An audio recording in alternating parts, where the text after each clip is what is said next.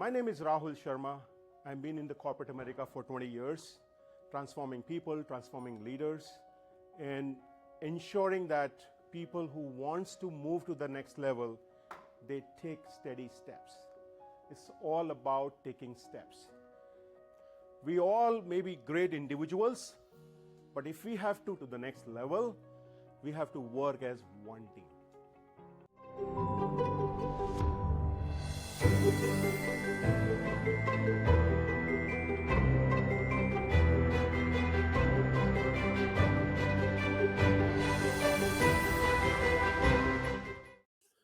Before we get started, a quick note. The opinions expressed here are my own and those of my guest. This conversation is intended for informational and educational purposes only. Always seek expert guidance for your unique situation. And I'm also pleased to inform you that NESDA Global is a proud sponsor for this season's podcast. Thank you, NESDA.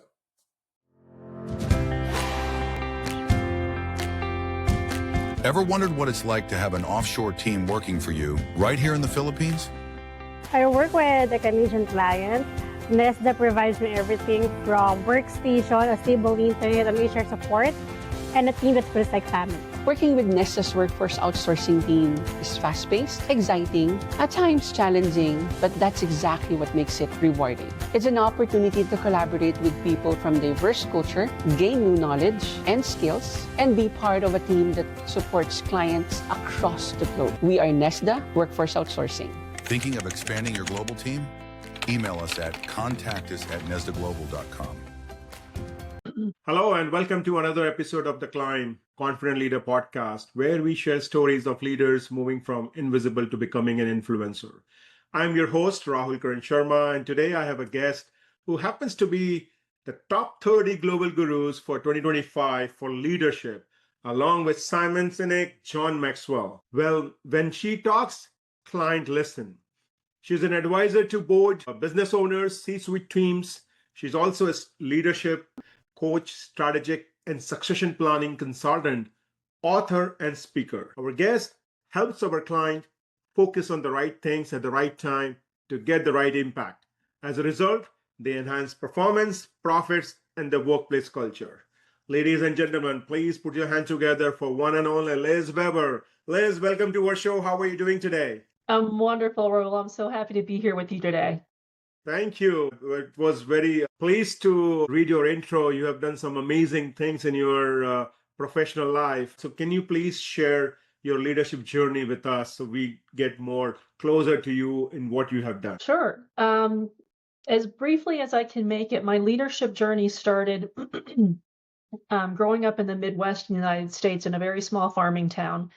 And I decided early on that I didn't want to be a farmer, didn't want to work in a factory, and didn't want to be a teacher. And I thought those were my three career options in a small farming town in the Midwest in the US. So I got my undergraduate degree in international business. And for some reason, Rahul, and I don't know where this idea came from, I wanted to be a commodities broker. I wanted to be down on the docks with the big ships coming in and, having grain going here and other cargo going there. I thought that would really be cool. But my capstone course in my undergrad was taught by a man by the name of Jim Farrell. And he was this thing called a consultant, a management consultant. And I had never heard of that before. And what he did in our capstone course, obviously, as you and all your listeners know who have been to college, the capstone course is where you kind of pull all the different business studies, the functional areas together. And basically, in our case, we had case studies. And what Mr. Farrell would do is, we'd have to read the book. And he would say, okay, so this is what happened in the book. But let me tell you what happens with my clients when these types of situations actually occur. And some things would align with what the book was saying, but other things was like, no, this isn't really how people behave in real life. And I was fascinated by it. And I thought, one day I would love to be able to do that in addition to being a commodities broker. Okay. So I graduated, but coming from a small town in the Midwest of the US with no experience in international business, I was in this catch-22. I couldn't get a job because I didn't have experience, but I needed experience to get the job. Mm-hmm. So what I did instead was I took an internship with the U.S. Department of State. And as luck would have it, the office that I was in, that I became an intern with and ultimately hired on as a contractor, was basically the State Department's version of the military commissary system, the grocery store system. And so it was a business office. So what I ended up doing from the time I was a college grad at 22, I was immediately thrust into an environment where I started teaching non-business minded people how to set up and run businesses. And what that was is basically on an embassy or consulate compound around the globe, people live. I mean, this is where people are stationed and this is where they have their lives. So commissary is a grocery store, but on the compound, there's other things typically to help them outside of work not go absolutely nutty. So there's tennis courts and bowling alleys, and there might be theaters, and there's sometimes there's like guest housing when you have family come. And so at the time was also videotape libraries. My job was to teach the people that were running these businesses how to do it better. And quite often, they were being supported by the spouse of a foreign service officer, a partner, a local national. Some people might have a little bit of experience in running a business, but most people didn't. And so from a very early age, I started traveling around the world teaching these people how to import groceries and import liquor and how to have conversations with an ambassador and say, yes, Mr. Ambassador, I understand that you only want to charge $15 for a bottle of Johnny Walker, but it actually costs $22 to import that bottle, so you got to charge more money for it. So I learned from a very early age how to have conversations, to share honest information, provide guidance, and to teach people how to be business owners and leaders. Anyway, so I was fortunate. I did that for about 10 years, got my master's in international business, was fortunate enough to get the experience, but I knew I always wanted to do my own thing. And again, through great good fortune in my work with the State Department, I worked with an external law firm that was staffed up with a number of consultants as well. And in talking with them and in talking with one of my professors getting my graduate degree, who was a consultant, I said, I want to do what you guys do. And they said, it's great. It's a great job, but you don't have enough experience yet. You're 25, 26. Yeah, people might listen to you, but no one's really going to take your advice yet. You need to run a business yourself, and you need to know what it feels like to have employees. So what I did is I quit, started my own company and started as a training company. So basically I was training leadership skills. And through that experience, I was first training mid-level managers and frontline managers. And the managers, mid-level and then also upper management, started attending, but then also started asking me to do other projects for them. And when they started asking me to work more with their leadership teams and help them with strategic planning and succession planning, it was like my world just opened up. I found my people, I found the pacing. And the thing that I had done, Rahul, and I think this is somewhat of a unique differentiator for me, is when I had my training company, yes, I would have other trainers that would help, but typically what I would do is if you were my client, I would train you and your management team on all the topics. So you would have me through all the topics. And that allowed me, number one, to not only get to know you and your team very well, but I obviously got to know those topics very well. So if we were on training program number 5 of a 12 training program, I could say, hey, Rahul, remember when in program 1, when we talked about this, this is a scenario right now when you would apply that. So I was able to help my clients make connections much quicker. So that's the genesis of how my business started. And then over the past 15 years or so, it really limited and gotten very focused on strategic planning, succession planning, and board and owner advisory work. Wow. So how a internship transitioned you to where you are today? And I'm sure there have been many moments where you would have felt invisible. There have been doubts in what you are doing. How, Liz, you overcame those doubts? How you made yourself visible to the people who were not looking for someone like you who had only 5 years of experience or 8 years of experience? What did you do differently? Mindset shift, any that you could share with us?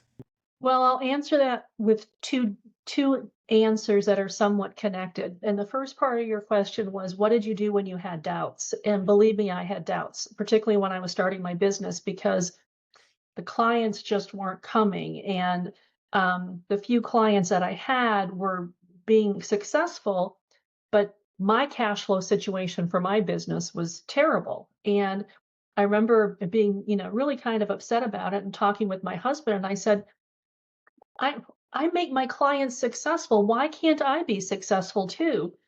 And he said, my husband's an engineer, so he's very logical. And he said, Liz, you've just started out, but when you're good, the money will follow. He said, you just need to get momentum. And he was right. I just needed to get momentum. And what that has led to is I have an incredibly high retention rate and an incredibly high referral rate with my clients. So that's part of that answer. The second part of your question of, what do you do when there's doubt and you kind of get yourself in a slump? The thing that has always helped me is, it's going to sound somewhat egotistical here, but I look back on the surveys that I've conducted of my clients to find out what value I've brought them and remind myself that quite often the value that I bring them, they say it in words that are different than the words that I would use. And quite often the work that I do right now, I will tell you in full candor, most of my clients just want someone that doesn't bring drama into their world, someone who is outside the organization that they can talk to, who understands leaders, who understands leadership and the pressures that go along with it, and can help them identify, what are you going to do when we hang up the phone or get off this call and do next?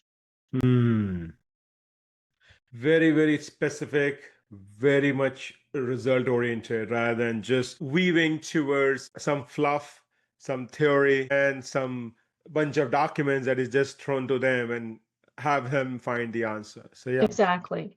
Yeah. And again, I mean, most of my conversations, it's going to sound weird to some of your listeners potentially, but most of my coaching clients that are on retainer, we only speak for 30 minutes a month. It's not even a full hour session. It's, Rahul, how you doing? Did you have a great weekend? Good. Is there something specific you want to talk about today? Or are we going to follow up on what we were talking about last month? And quite often they might say, hey, I got to run something by you, or let's follow up. And then I have one thing I want to run by you. So it's very focused. And I will tell you, I am not a certified coach by any of the accrediting organizations, because I tend to tell my clients what I think they should do.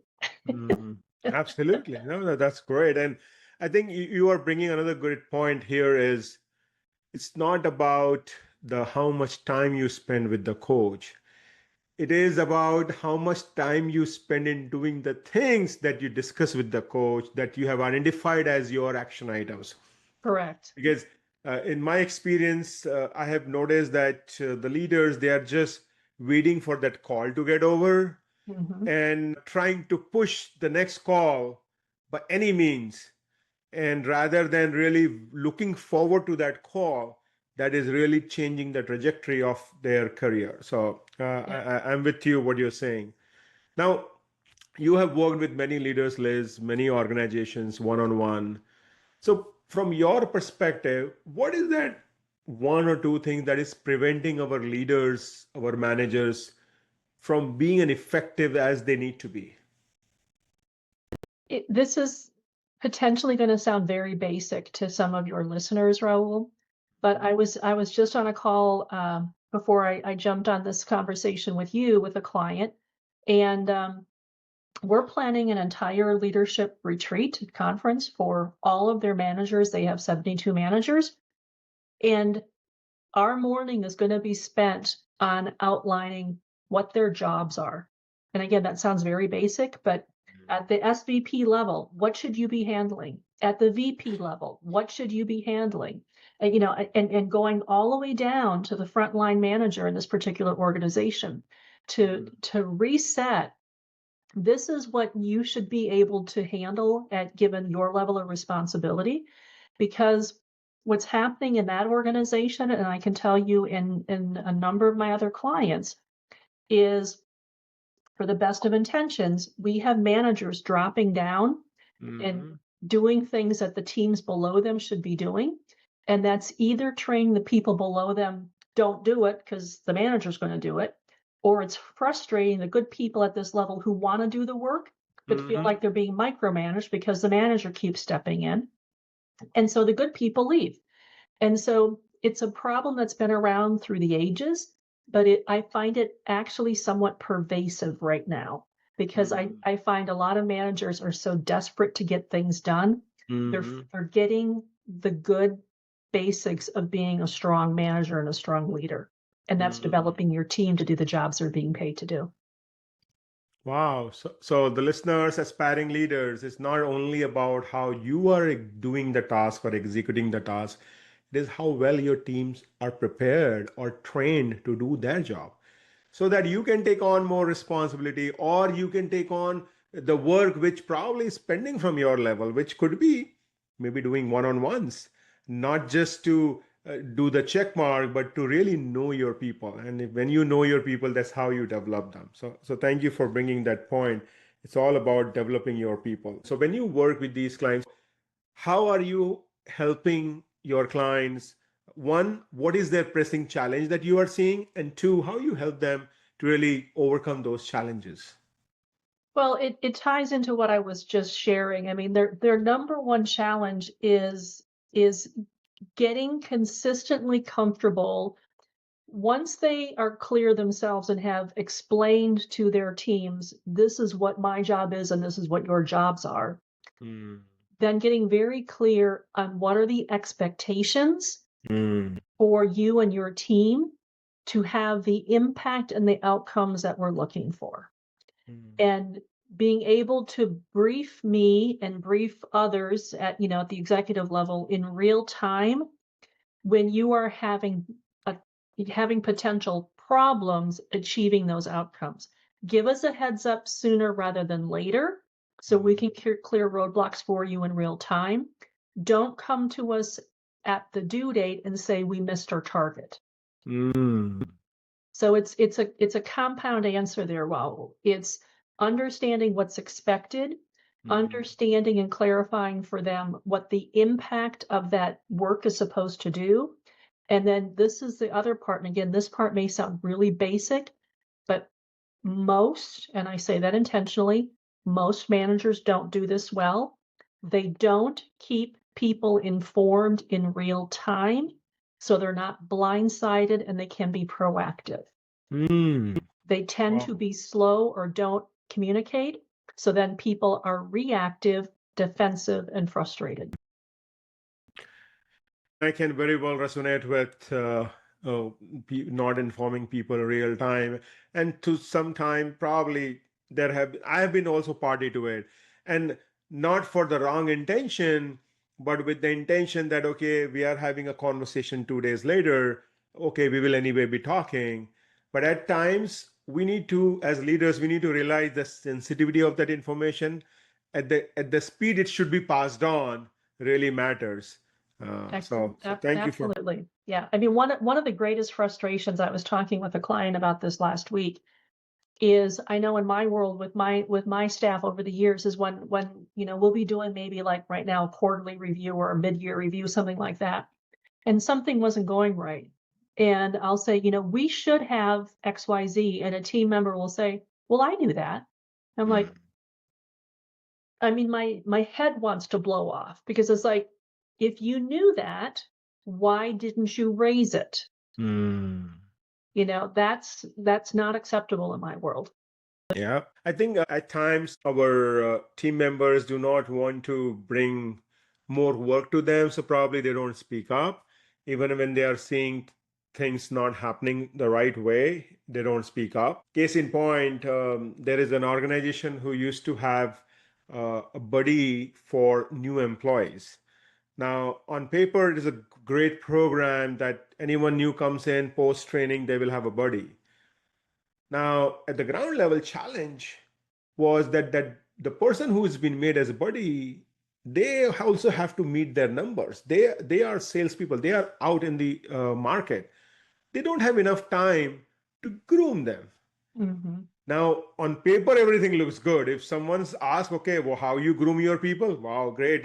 But in reality, so what I'm bringing at is at times, a lot of organizations may fool themselves just because things are there on paper, but they do not do a deep dive on how it's being executed. And when someone finds out, maybe it could be a consultant like you and me, or maybe someone within the team, or someone who is exiting from the company, they may share this information, which I think is too late. So there always the dipstick check needs to be done on a regular basis. Rahul, I'm going to just interject something here because it somewhat goes back to when you asked me, about my journey with my career. And that exact example of what you're talking about, when I was training and started my company as a training company, I was training frontline managers, I was training mid-levels, and then every now and then I'd have the upper staff that I would be training too. So as a trainer in that room, you hear everything. You hear everything. Yeah. And I think one of my characteristics, because I'm a control freak and I have issues, but one of the things that I would do is after training programs, when I would have a series of training programs and I would have heard from all different levels, I would debrief out to the director of HR or the director of operations and say, here are the issues that I'm hearing, and here are some recommendations. I'm sure your leadership team has already thought of these, but here are some recommendations on how I think simplistically these could be addressed. They never asked for that, but that was one way that I started, I think, setting myself apart and what helped get me pulled into projects with them. But I share that with you and your listeners because it was an aspect of the project they hired me for that I think probably had the most value to them that they didn't even know they wanted. But it also set me apart, and it didn't cost me anything because it was an observation I was making anyway. Sure. And just wanted to share an experience. So the way you share that how people were opening up, I have seen that happening every time when I was running the leadership training. And one instance, so this used to happen. People used to share their challenges because they thought that, okay, this person can bring some solution, or probably this person can take our problem to the next level. And I remember there was one leader who was a part of the training. That individual just got mad. And he just caught up and said that, why you guys all the time, you make it as a self-pity mode, why we make it as a complaint session. I'm not going to come to the training if this becomes a complaint session. And that person moved out of the room. And I was just wondering that back then, and that sign of that leader really created a culture of, hey, we don't need to share if things are going bad.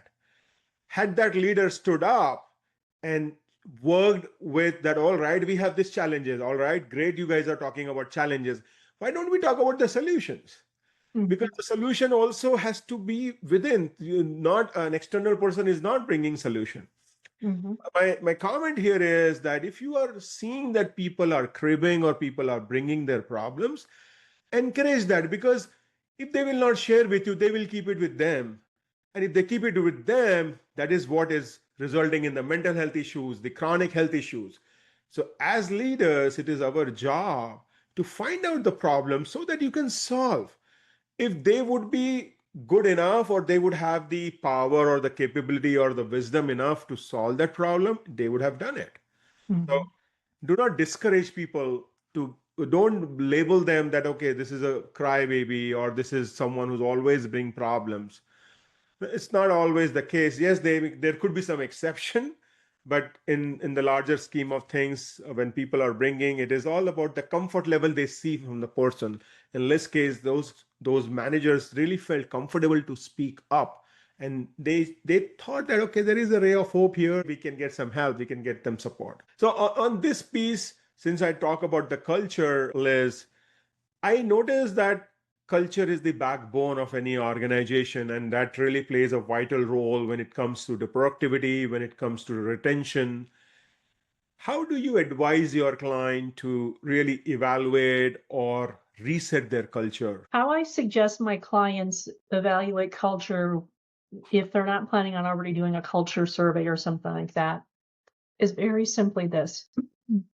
There is a quote by Bill Markham that basically says, culture is how your stomach feels on Sunday night about Monday morning. Interesting. And I share that with my clients, and it's fun, Raul, because I'll share it with an executive team or something like that, and they'll go, and then I'll say, what do you think your employees would say if we asked them that question? And they don't look real happy when I say that. Mm-hmm. And so my thought there is, and what I say to them is, if that one question alone makes you have a pit in your stomach, you don't need much to tell you something needs to be fixed here. Because if people are feeling nauseous or really dreading having to come to work or log on to work on Monday morning, something needs to be fixed. And I'm going to go be bold and say, and I think you already know what some of the things are that need to be fixed.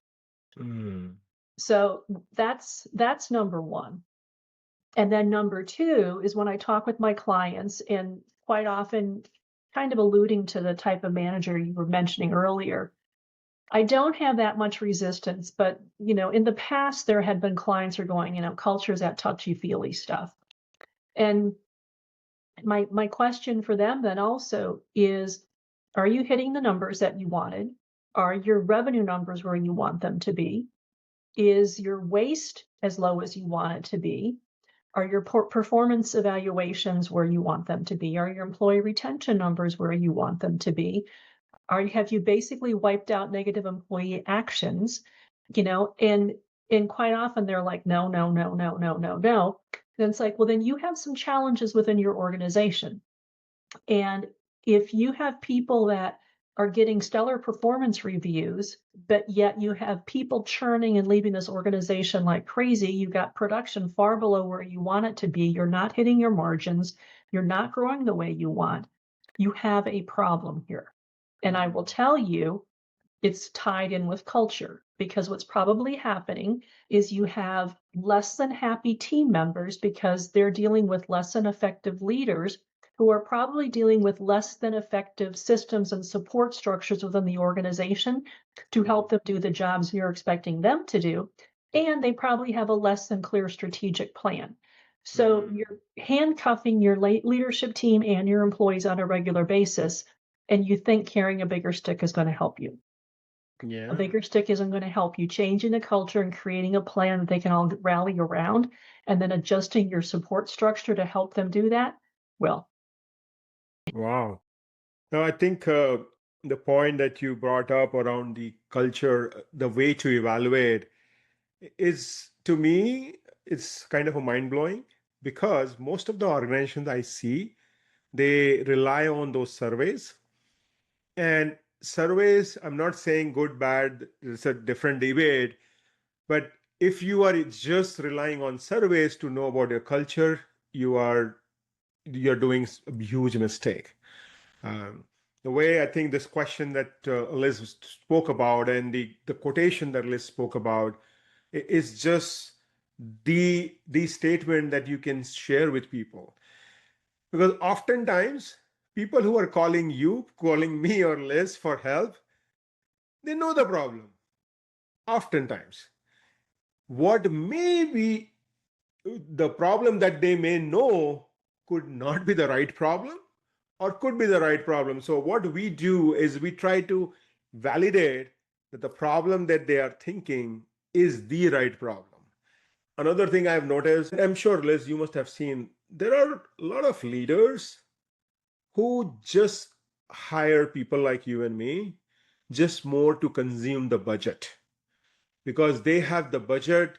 They really need to show to the leadership that yes, I am helping people, I am investing on people, and they really do have no idea on what to do next. They just do it. 6 months later, you go and ask them, how was the impact?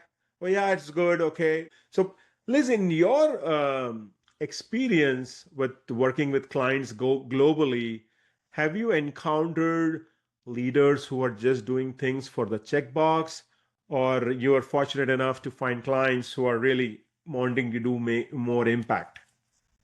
Well, I'm in a fortunate situation that number one, I own my business. So I don't take on a client if they're not serious.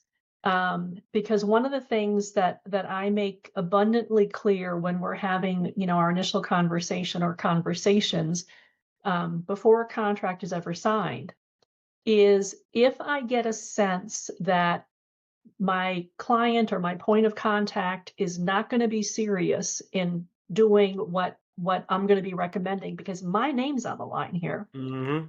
What I say to them is if we choose to work together, here's what the process will look like. And when I say that, if we choose to work together, they're kind of like, what do you mean? You don't want this contract? No, not if you're going to use my company and my name as a scapegoat that can be blamed for a failed initiative. I won't put my company and my name at risk like that. Sure. And so I have been fortunate in that I can choose who my clients are. Um, but I've never been in a situation where I've been a checkbox. Mm-hmm. Typically, the people that are bringing me in are, either they're found by someone and then they pass me up the chain, and then the leader will typically sign off because the work that I'm doing, Raul, we're talking about company strategy. We're talking about potentially changing personnel policy. We're talking about changing the way managers interact and evaluate and compensate employees. Owners and the C-suite care about those things. Sure, sure, So sure. they tend to pay attention, and um, that's also why the decision time to bring me in is a bit longer than bringing in someone to do a training program for frontline supervisors because the impact's going to be bigger. Sure. No, I think that's very smart of you in choosing the client who really wants to make a difference.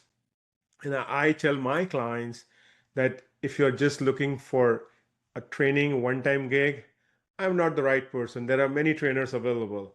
But if you're really serious about bringing that change in your people, bringing that cultural difference, that's where probably I want to work with you because I am not a magician who will do things in 8 days or 5 days. We need to work on a long-term basis to really bring that impact. And to carry on that, Liz, what are some of the tangible results your clients have seen when they hire you globally? Well, it's somewhat varied, obviously, depending upon the project. So actually, I was just reviewing a brochure that we're working on that includes some of these case studies. So on one extreme, a single woman hired into a company as a senior vice president, new to the company, she would get a very large sign-on bonus within 90 days if she hit certain metrics within her first 90 days. So she hired me to help her figure out how to get things done within her 90 days because we're talking it was a sizable sign-on bonus. Um, and what we did is, again, we looked at what was the position she was hired to do, and technically she's fully qualified. That wasn't the issue. But we looked at what she was hired to do, and then we looked at the rest of the executive team and the skill sets that they brought, and we laid that next to where the company was planning on going. And the key thing was we identified what else she needed to bring to the executive team they didn't know they needed yet. And in this particular case, they needed someone who was very good very quickly at cross-divisional communication and alignment and syncing. The CEO could do it somewhat, but everybody else was, even in this organization, was really pretty siloed because they were moving so fast. And so what we did with her was identify how she could, number one, get her inherited team up to speed a bit quicker and get momentum with them, how to align her new team with the strategic plan that she was hired to implement, and then really start elevating what she shared in conversations to prove not only her functional value, but her executive value to the overall organization. So in that case, long story short, she got her sign-on bonus.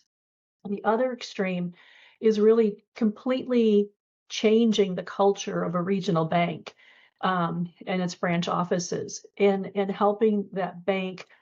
The CEO is phenomenal. She was new to the position, but helping her and her executive team, number one, completely create a new strategic plan, teaching their board what their role was in it, getting alignments, creating a cadence of quarterly reviews and updates on the strategic plan, provided bank-wide training to all employees on the new plan and how they fit in from frontline teller to the board, coaching and mentoring for all managers and for the executive team. And the turnaround story on this is it went from a bank that was somewhat losing money to being on the top 200 community bank list for 5 years in a row. And it went from being very siloed to organization-wide consistently and a complete culture change. So, Wow. so two extremes. Wow, so that's a great accomplishment for both of your clients. So, leaders, if you are looking to really keep up your game, not just for your entire team, but just for yourself to hit that number, that if to increase your W2, to hit that bonus number, have you ever thought of hiring someone like Liz? If not, today is the right time. We are just around the corner. Our episode will be released very soon. You want to start your new year with someone like Liz who will really have your path towards success. So thank you, Liz, for sharing what you do for your clients, and specifically the banking clients or any clients. I think the culture change is really will make a huge difference. Now, if our listeners, I think they are excited as they are listening, they want to work with you. What are the best way that they can connect with you, Liz? Sure. Well, I would recommend two main ways. Number one, I'm most active on LinkedIn, and my handle on LinkedIn is Liz Weber CMC, and Okay. Weber has just one B. Or my website, and the website is wbsllc.com, Weber Business Services LLC.com. We will have both the information on our show notes. Now, Liz, before we let you go, there is a rapid fire round that we have. Is 5 fun questions coming your way. We would like to seek your response on these questions. What is one leadership skill you wish someone would have taught you earlier?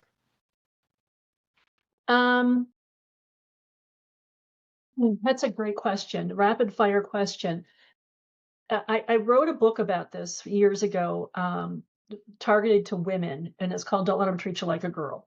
And the advice in that book, I wish I had learned even earlier, and that advice was from my dad, is to be very clear in what your role is in the organization and know your job so well that you can hold your own in a conversation. And a quote that someone shared with me that kind of tie on to that is, you know your stuff so well when you can say it succinctly in a sentence or two of what you do, but if you need to, you could talk a whole day about it. Wow. And I wish I had had the confidence and the skill to be able to articulate that and do that at a much younger age. All right. What is one daily routine you never skip, no matter how your hectic day is? I read.